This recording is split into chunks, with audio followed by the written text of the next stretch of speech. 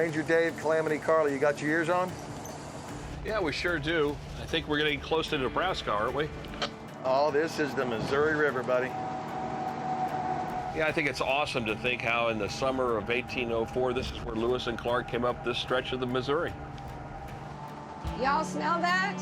That's the good life. Welcome to Nebraska. I love coming home to Nebraska anytime I can. And anytime I can bring other people who have never been, it's more than cows and corn. And the first stop was Arbor Lodge. I had no idea Arbor Day was created here. I want everybody to know that Arbor Day didn't just happen. It's not just a Hallmark holiday. It really was because they saw the land and It's impacted the whole country. it's impacted the world, when you think about it. We want to welcome you to Arbor Lodge, the home of Arbor Day. J. Sterling and Caroline Morton were married in fall of 1854. When they arrived in Nebraska territory, they realized that the environment was not quite what they were used to. We're going to need trees in Nebraska territory for shelter, for shade, for windbreaks, eventually for fuel, for food, for habitat for animals, and basically to plant for the future. When he was president of the State Board of Agriculture, he proposed to have a day set aside just for tree planting. That first Arbor Day, April 10th of 1872, 1 million trees were planted in Nebraska. Now Arbor Day is celebrated all around the world. I love history, and I found out some new history for me today. And on that first Arbor Day in 1872, they actually planted 1 million trees, and I found that was absolutely fascinating. I think many people don't realize the impact Nebraska has had on this country.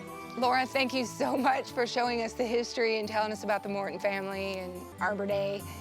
We're ready to see the future. We're honored to have you here, and let's go check out the future over at Arbor Day Farm.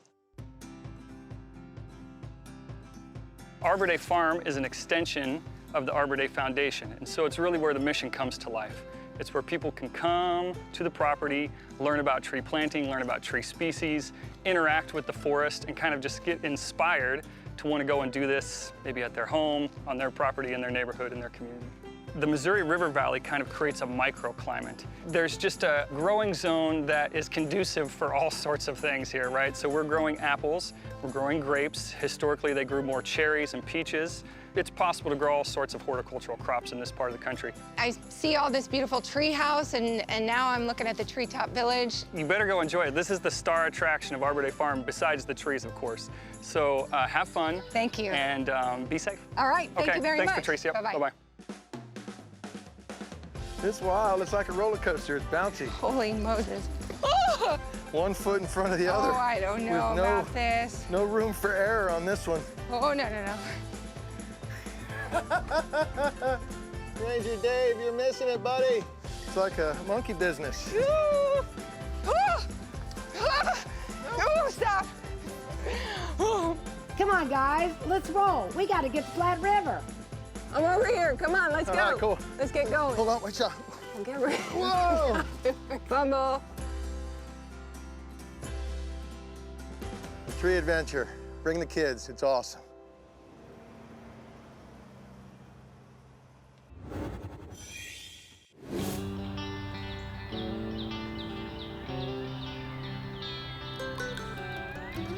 So after our first stop at Arbor Lodge, we headed over to Platte River State Park, one of Nebraska's new venture parks. I was blown away again, because on the drive into Platte River, it was so manicured and clean and sharp looking. Man, look at this entrance. Ah, and we've got a ranger for us. Good morning. Good morning. Welcome to Platte River State Park. Thanks for having Park us. map. We asked all RVs to go up to the park office to check in. Fantastic. Have a Thank great you. day. You do the same. We got here to the campground, and the campground is equally as cool as the entrance. People are super friendly and very inviting. They've got great level pads, and as an RVer, as somebody who likes to live this lifestyle, it's one of the stops that I would love to do. Clean. If Yeah. you want a clean RV park. Family friendly. Yeah, it's fantastic. Dog friendly. But we only had a half day, so we had to decide between the splash park, the waterfall hike, the shooting sports complex or the new bike trail. I had to get my adrenaline going a little bit. I know, and it was fun till we got to a certain level. They have it easy, moderate, and difficult. And for me, it was the no thank you.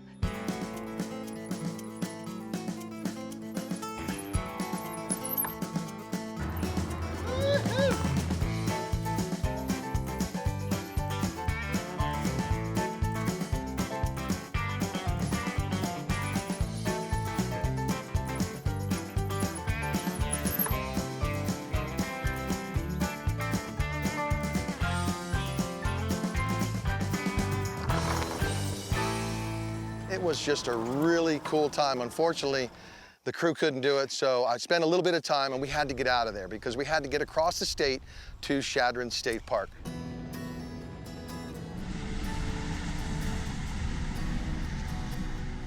We got off at I-80 at Grand Island and took Highway 2 toward the Sandhills. You know, when we're driving up through the Sandhills in Nebraska, it really was completely different than anything I'd seen before. It was literally over 100 miles of rolling hills, and we got to see some of the very longest trains I've ever seen in my life. Oh my gosh, yes, absolutely.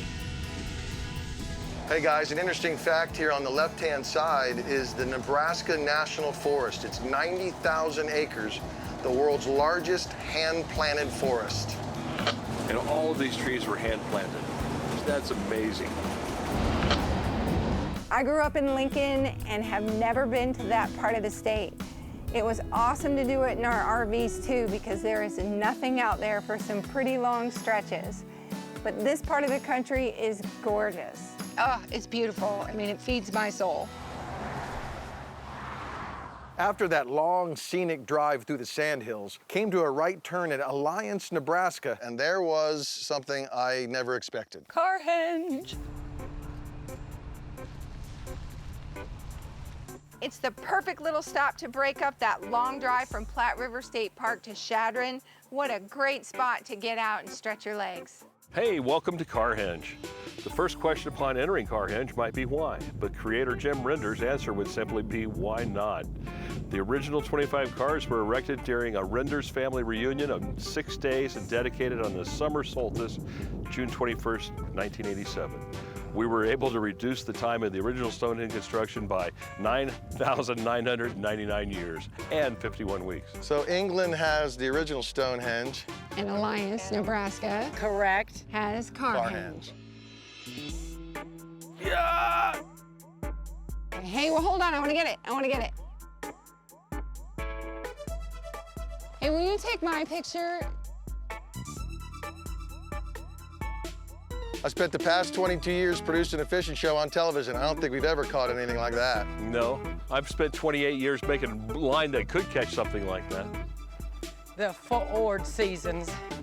Yeah. This was fun, and we got to sign our names. We signed our autographs. Everybody got to autograph the car, get a little refreshment, buy the t-shirt. Ranger Dave. It was really a neat stop. It was fun. A couple pictures, you're back on the road.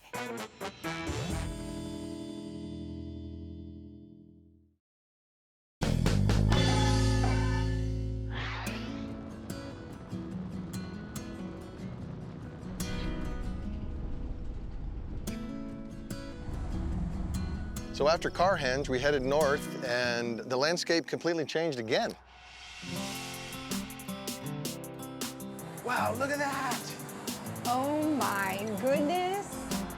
As soon as you're approaching the park, I mean, that gave me chills just coming over that hill, and it reveals itself. Chadron State Park. Now this is where it all changed. Oh my gosh. The buttes, they're rocks, they're fingers that jut out from the land. Everything's green, and there's these just white rocks. It's pretty breathtaking. The park itself, riding in, they had just paved all the roads 3 weeks prior, so it was an RVer's dream. Yeah. Superintendent Greg was super hospitable and has been there for 7 years, so he knew the lay of the land and got to fill us in on a lot of things. The park was created in 1919. It had a 2-year biennium, so it took 2 years for the bill to pass. In 1921, the park became reality. This marks the 100 years this year, 2021.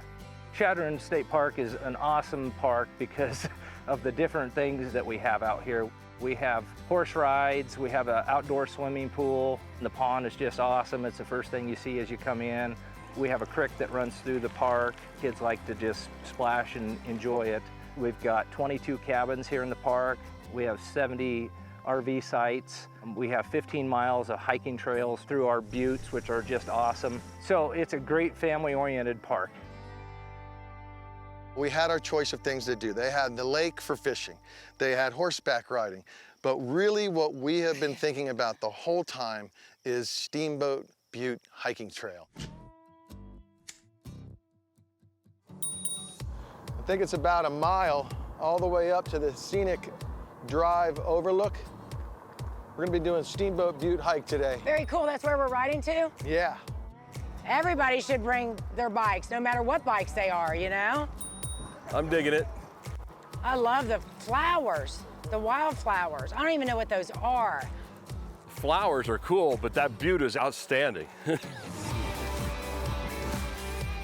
Man, look at that butte. It's got one tree coming out of the top of it. That's why they call it the Pine Ridge. This is just absolutely gorgeous. I could ride like this all day. Oh, very cool. Oh, we're gonna hike. Yeah. Sweet. Good, we're gonna get a great view, I bet.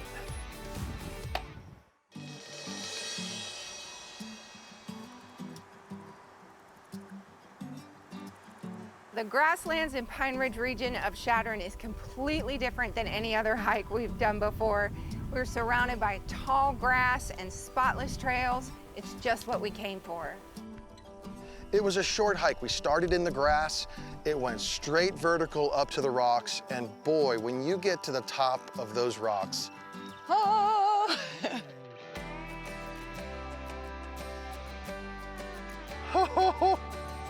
we are on top of the world. Are you kidding me? To think Wow. that this is Nebraska. I'd have a hard time believing it, that's for sure. I'm so glad I could get you here and impress you. And what better park to do it than Chadron, the first state park, and they're celebrating 100 years. I don't think when we started at Arbor Lodge way back in southeast Nebraska, that you guys would think that this is Nebraska. No, it's changed quite a bit in those few hundred miles, and I certainly would like to come back to this part of Nebraska for sure. Yeah, I don't think we've seen enough, and we don't have enough time to see it all, so we have to come back. You made me a believer. It's just marvelous. And, you know, we were skeptics, but we will be back. Nebraska is definitely on my list of cool places to go now, particularly Chadron. It's a jewel of a park. Hey guys, are we there yet? Absolutely, we'd be There we here. are. This is our last stop in Nebraska, but we've got one more stop to go. Yeah. Wind Cave National Park in South Dakota. I think it's that way. That Yeah. way? I think so. Careful with your footing. Hold on to your hats. Chadron State Park is Nebraska's #1 park. First park. I really believe it's as good as a lot of national parks, Oh my but yet gosh. it's a state park.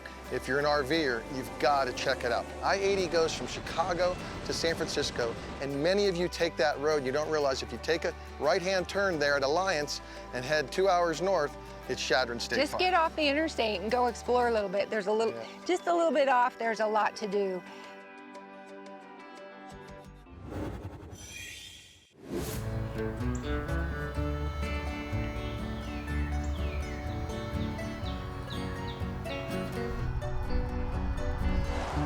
So after Chadron State Park, we had our final destination, our national park. It's one that not many people, I think, know about. It's called Wind Cave National Park in South Dakota, right at the tip of the Black Hills. We got to see buffalo, and they're huge, of course, and the prairie dogs. Oh, I love the prairie dogs. They're so cool when they come out of their little holes and they talk. I love that. Yeah, they are pretty awesome. The topography here is just outstanding. Oh, it's beautiful. When we got to Wind Cave, we got to meet Ranger Lenny. He gave us the background on this park and this cave system. It's a real honor for me to be working for the National Park Service, to be here to protect and help people enjoy just such amazing resources as this. Not only one of the world-class caves of the world, but one of the last intact pieces of prairie found anywhere in the United States.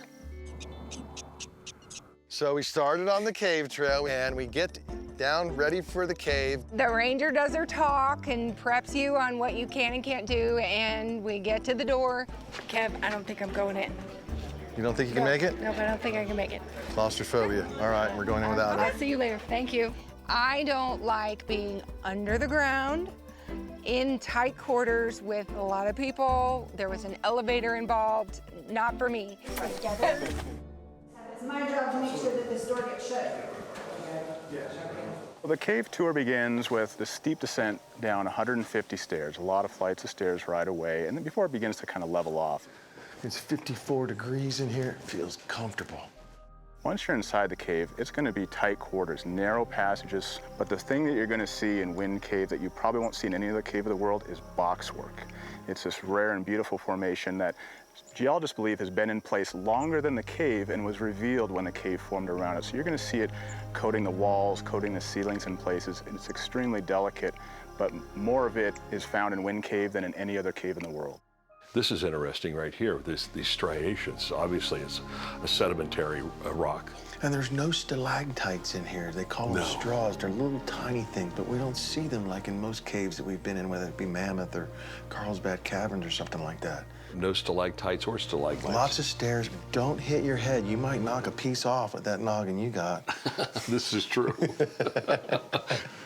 Right here, there's moisture, and they say when you're in the cave, if you get a drip on you, it's called a cave kiss. But I haven't had one hit me yet. She's getting kisses. Look, it's dripping. Right from the top here. All the way up. It's really wet right here. You can see it in the light. That's nice. It's really cool water, too. Man, if you look right here, it looks like a popcorn ceiling, you know, like it's been sprayed on, but or it was made underwater. You know, you expect fish to be living in here and moray eels to be in these cracks, but I mean, look at that. It's incredible. This is Wind Cave National Park, our last stop on the trip. This is awesome. This is totally awesome. Everybody should do this. We better get to the elevator because they're waiting on us. Absolutely. Watch your head. Watch the heads. It was different than other cave systems that we've been in, and well worth the time to come to Wind Cave National Park. Absolutely, absolutely. We just got to get Sweet Pea in next time. I'm glad you guys like the cave. I was okay with not going underground this trip. I got to hang out with some buffalo and prairie dogs, and it was my kind of day. It's so hard to pick just one thing that was, special and stands out in my mind, during this whole journey that we've been on. Gosh, I think I'm gonna go with Wind Cave. Oh, that surprises me. And mine was a surprise too, because my favorite for this trip was the Chadron State Park, because it was such a surprise. Again, Nebraska is not what I thought. It's a lot more to Nebraska than just cows and corn. And corn. My favorite part was Platte River State Park, but we didn't spend enough time there. I've got some unfinished fun on the bike trails, and I want to check out all the other venture parks. Please don't make me choose my favorite part because it really all was. I mean, Chadron and those views. Arbor Lodge and the history, I love history. Arbor Farm, we got to go back for apple picking in the fall and football season. I guess my favorite part is now everybody will see why Nebraska is the good life.